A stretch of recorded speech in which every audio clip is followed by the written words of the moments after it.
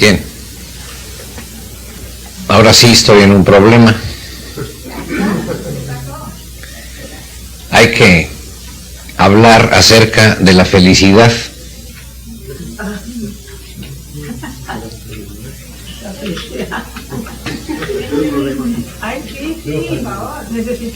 Por eso es un problema. ¿Cuánto no se ha dicho acerca de qué cosa es la felicidad? La búsqueda de la felicidad que todos tenemos dentro, ese espíritu de búsqueda de la felicidad. ¿A dónde nos ha llevado? ¿A quién a un lado, a quién a otro lado? Y hablo en general de todo el mundo. Todos buscando la felicidad. Cada quien imaginándose alguna cosa acerca de lo que es la felicidad. Por eso digo que estamos en un problema. Pero el problema se agudiza cuando decimos que solo en Dios está la felicidad. Se agudiza porque si no sabemos qué cosa es la felicidad humana, ¿cómo vamos a poder entender qué cosa es la felicidad divina? Nosotros, repito, buscamos ser felices y no lo hemos logrado. Dios, en su voluntad, es la fuente de la felicidad. Dios no necesita buscar la felicidad. Dios es la felicidad. Y su felicidad es lo que es Él y lo que obra su voluntad. La felicidad divina, lo que Dios hace, lo que a Dios lo hace feliz, es el obrar de su voluntad.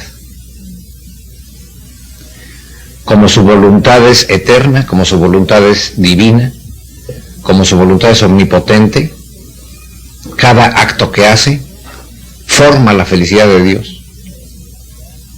Una felicidad infinita, una felicidad que no tiene límite. Cuando se dice infinito o infinita, no es solamente infinito en un elemento, sino es infinito en el infinito de elementos, por así decirlo, que componen ese acto que Dios hace. Es infinito por todos lados, es infinito en todas dimensiones, es infinito en todas las cualidades posibles e imaginables, no solo para nosotros, sino para Dios. Esa es la esencia de su felicidad, su voluntad obrante en Él. No tiene Dios, y esto es para nosotros evidente, que ir a buscar la felicidad a otra parte, fuera de sí,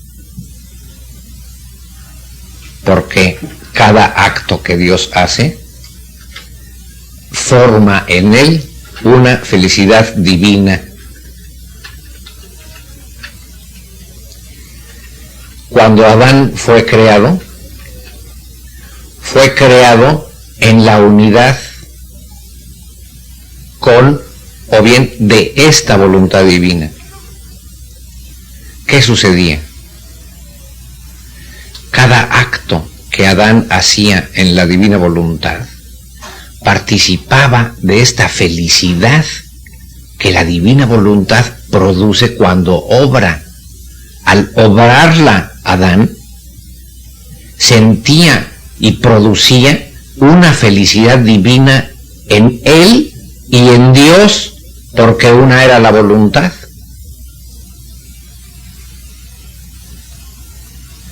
Y participaba de esta felicidad por cuanto podía participar una criatura que estaba en la tierra, como en el cielo, en la tierra. No estaba en el paraíso celestial, sino en el paraíso terrenal, pero esa unión de voluntades a Adán le daba que cada acto que hacía surgir infinitos mares de felicidad en la divina voluntad, de los cuales él como criatura participaba hasta donde la criatura puede participar de la felicidad divina cuando hace obrar a la voluntad divina.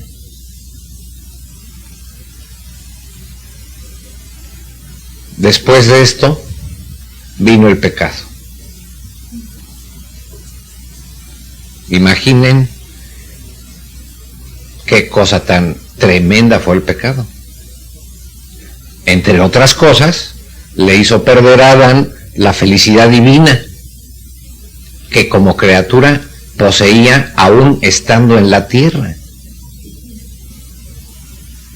Se quedó sin esta voluntad divina que era su vida y su felicidad.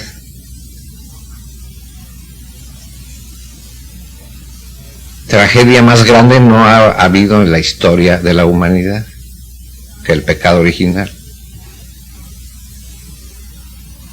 Cuando uno analiza o ve las cosas desde este punto de vista, emerge aquel pecado original como una cosa verdaderamente tremenda y que tiene una importancia capital en toda la historia humana. El suceso que más ha influido en toda la historia humana. Haber perdido la criatura, entre otras cosas, esa felicidad en cada acto que hacía.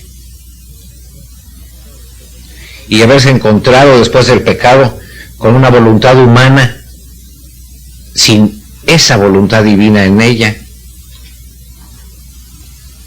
completamente en un estado de miseria tremendo, porque la voluntad humana fue creada para vivir en unión con la voluntad divina, para recibir en la voluntad humana todos los bienes que contiene la voluntad divina, entre otros la felicidad.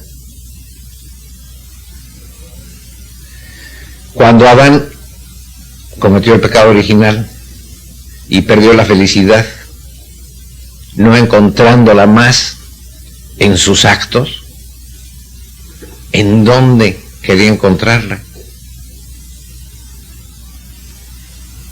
En las cosas creadas, porque había perdido la fuente de la felicidad dentro de él mismo, que en todo lo que hacía le llevaba una felicidad divina. No tenía ya más capacidad de una felicidad divina, porque la felicidad divina, repito, es el acto que sale en la voluntad de Dios, que sale con todo lo que Dios es y que hace feliz a Dios. Habiendo perdido esa voluntad divina, ¿qué cosa era un acto de Adán después de esa voluntad divina perdida? Un dolor. Y más si recordaba cómo lo que hacía antes del pecado, que era lo mismo que hacía después, pero antes cada cosa le daba una felicidad. Comprendía que en cada cosa era la voluntad de Dios que se movía en él y sentía la felicidad que se desprendía, que surgía en él en cada acto que hacía. Después del pecado original siguió haciendo los mismos actos: caminar, respirar, todo lo que todos hacemos, pero no sentía ya nada, al contrario, un dolor en cada respiro que hacía, porque echaba de menos, extrañaba a aquella voluntad divina que en cada respiro le daba una felicidad divina, y ahora seguía respirando, pero no sentía felicidad divina. Si más, sentía la pequeñísima satisfacción que podemos tener nosotros cuando respiramos.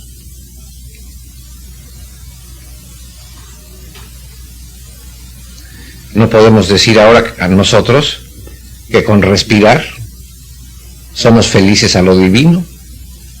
Pues ligeramente tenemos, hay algún consuelo de respirar. Pero Adán, antes del pecado, cada respiro era una felicidad divina que sentía. ¿Y por qué esto? Ya repito, ahora desde otro lado. Dios fue el que inventó el respiro, el latido, el caminar, la vida humana. Y como Dios lo inventó con felicidad divina. Dios no había podido inventar el respiro con felicidad humana, porque era una cosa que hubiera salido de Él, que no era Él. Tenía que inventar el respiro humano, pero el acto inventado por Él, y ese acto venía dotado de felicidad divina porque lo había inventado Dios, inventado entre comillas.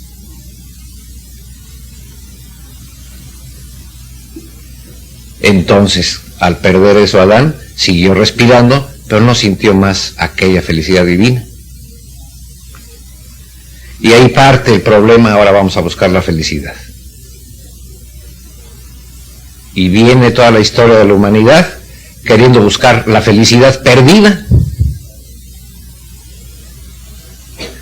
Y como Adán no habló nada acerca de cuál fue su vida en su primer periodo en la unidad de voluntad con Dios, la criatura era incapaz de poder dirigir sus pasos hacia esta voluntad divina y este obrar divino que forma la felicidad de Dios. Y dirigió sus pasos ¿hacia dónde? ¿Y ayudado por quién? Dirigió sus pasos hacia las pasiones. ¿Ayudado por quién? Por la concupiscencia y por el enemigo, atizándole y sugiriéndole que la felicidad estaba en los deleites temporales sin Dios. La triple concupiscencia. Seréis como dioses. La concupiscencia del alma, del pensamiento y del cuerpo. En suma, los pecados capitales. Entonces ahí empieza, repito, la búsqueda de la humanidad de la felicidad perdida. ¿Y quién la busca en una parte y quién la busca en otra? ¿Y quién la busca un poco más rectamente y se acerca más hacia esa verdadera fuente de la felicidad? ¿Y quién la busca en un sentido totalmente opuesto? Pero en el fondo hay una búsqueda de felicidad que lo impulsa a buscarla por aquí o por allá. Según dirija sus pasos, más se acercará a la felicidad mientras más se acerque a Dios. Y si dirige sus pasos hacia el mal o hacia los vicios, buscando la felicidad, ¿qué encuentra? Pues el vacío y la infelicidad más absoluta de la esclavitud de los vicios y de las pasiones. A eso no se le puede llamar felicidad. Entonces que con justa razón busca la felicidad, pero ha dirigido sus pasos no según la voluntad de Dios y para acercarse a Él, sino queriendo buscarlo en la parte más concupiscente de nuestro ser, por causa del pecado. Aquí hay un capítulo que habla precisamente sobre este punto. Y aquí nuestro Señor lo dice. He casi repetido algunas de sus palabras. Hija mía, la naturaleza humana es llevada por una fuerza irresistible hacia la felicidad.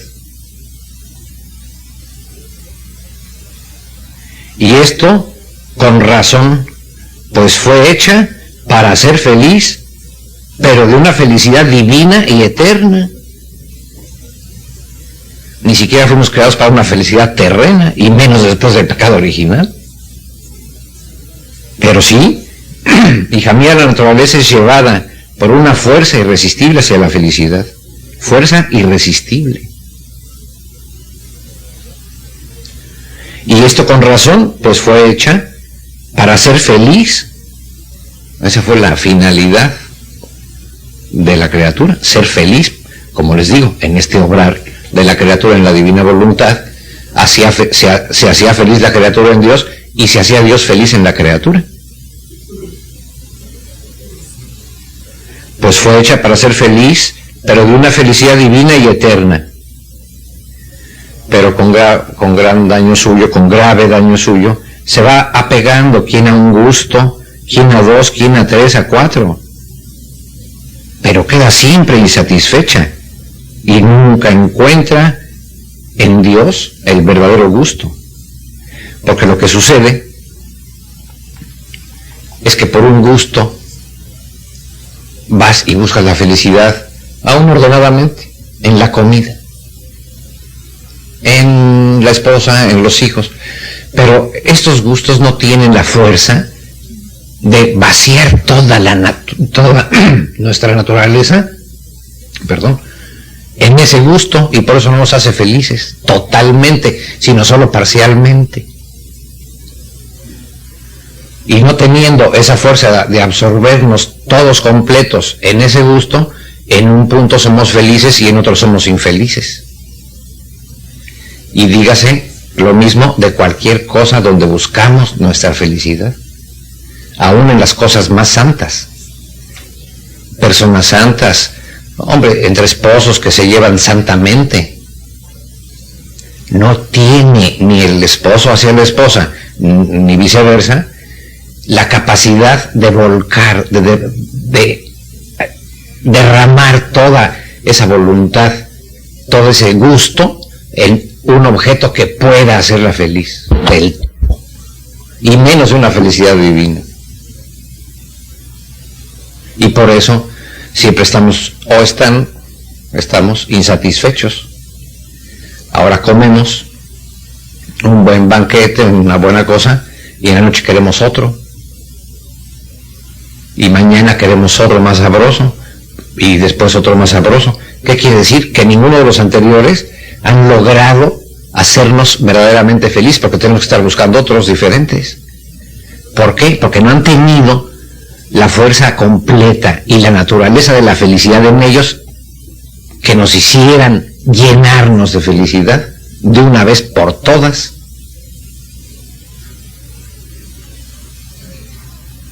Y así de las amistades, y así de los viajes, y así de todas las cosas, repito, aún ilícitas.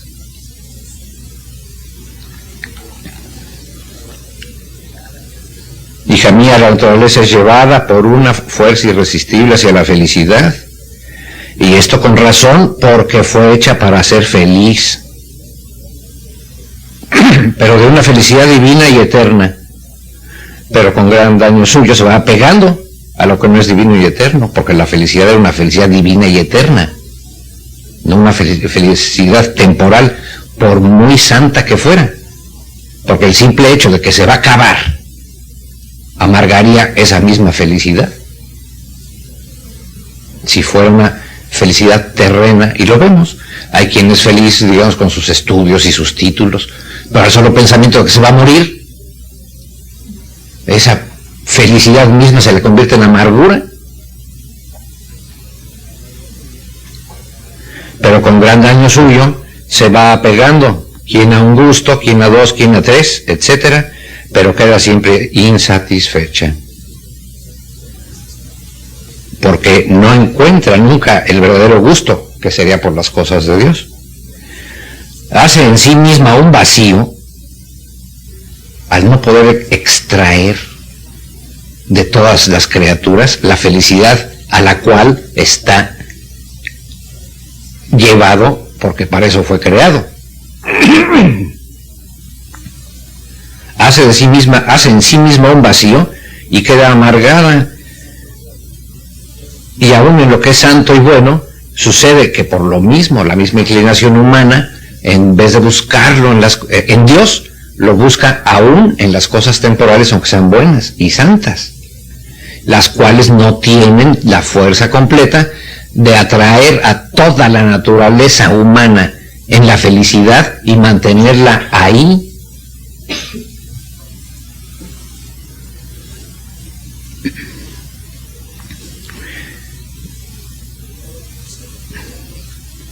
Es por eso, por lo que yo, cuando quiero dar cumplimiento a mis obras en las almas y hacerlas felices, les voy amargando todo lo que hay de humano en sus gustos, para poderles dar todos mis gustos. Por eso nuestras contrariedades de la vida, que para nosotros son contrariedades, pero si las sabemos vivir, para Jesús son escalones que vamos subiendo, no contrariedades que nos van amargando. Para poderles dar todos mis gustos, los cuales, siendo innumerables, sí tienen la fuerza de absorber a la naturaleza toda en el gusto divino.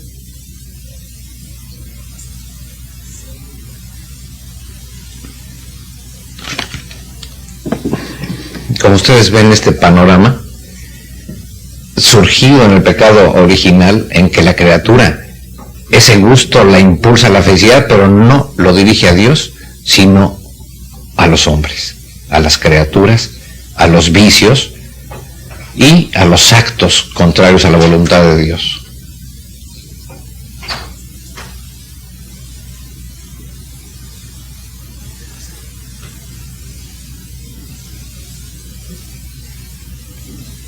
Muchas veces me han preguntado cómo educar o tratar de educar a los hijos en esto de Luisa Picarreta. Y yo les he contestado con este capítulo. Sí, mira, lo más importante es que a tus hijos, desde que son chicos, les hagas surgir el gusto por las cosas de Dios.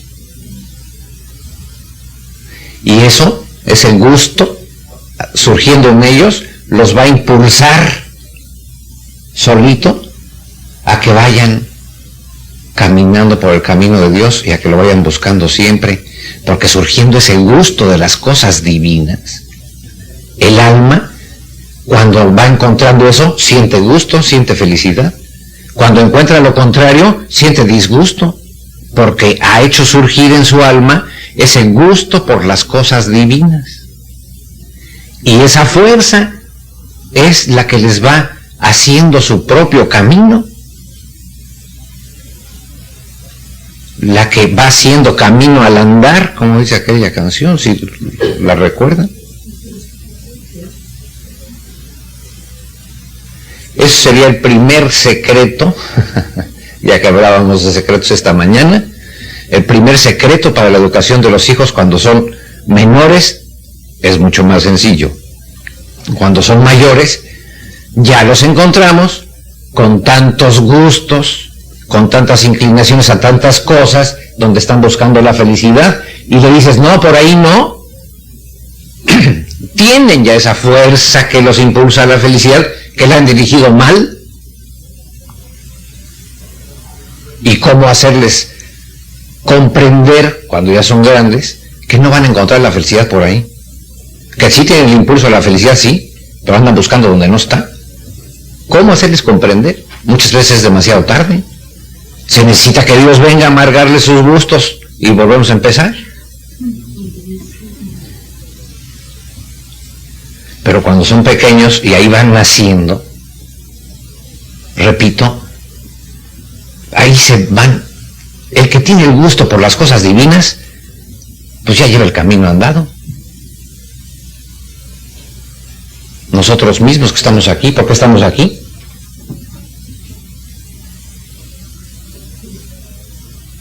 ¿Cuántos sacrificios para venir? ¿Cuántas contrariedades? ¿Por qué? que es el gusto de que aquí vas a encontrar el dulce que te gusta. Aquí vas a encontrar la satisfacción de ese gusto, y hiciste todo lo posible y las contrariedades te parecieron nada, con tal de llegar aquí para satisfacer ese gusto. Y lo pongo a nivel de gusto, ya no digamos a nivel de búsqueda de la verdad, de otro tipo, no, simplemente a nivel de como lo estamos enfocando ahorita. Por eso, repito, para los que tengan hijos y para los jóvenes, que si logran despertar en ellos el gusto por las cosas divinas, van a encontrar la felicidad. Si no lo logran, no la van a encontrar en esta tierra, sino después de la larga etapa del purgatorio.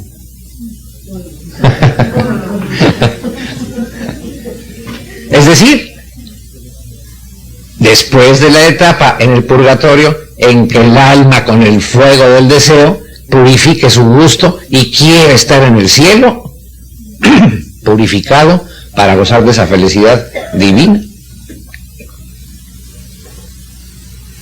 Entonces, muy oportuno para los jóvenes que se hagan esta reflexión y que sobre todo pídanle a Dios que surja en ellos el gusto por las cosas de Dios, para que cada página que leen de Dios sea un bálsamo a su alma, y con eso caminarán por la vida espiritual fácilmente. Pero aquel que le obligan a apagar la televisión para que se lea un capítulo a fuerza, no teniendo el gusto, se le hace cuesta arriba, se le hace lo contrario. ¡Qué aburrición! Estaba yo mejor viendo el fútbol americano, el partido de fútbol, por eso sí sentía gusto. Y eso también para los grandes, porque aquí yo me dirijo a mi amigo, a aquel joven, y cree que más es a él, pero aquí todos nosotros y yo mismo, como hay que estar atentos a los gustos que surgen en nuestro interior y en nuestra alma. Si son gustos por las cosas de Dios, fomentarlos y alimentarlos. Si son gustos por criatura, dejar que se apaguen. Y si son gustos por pecados o por pasiones, matarlos en cuanto empiezan a surgir en el alma.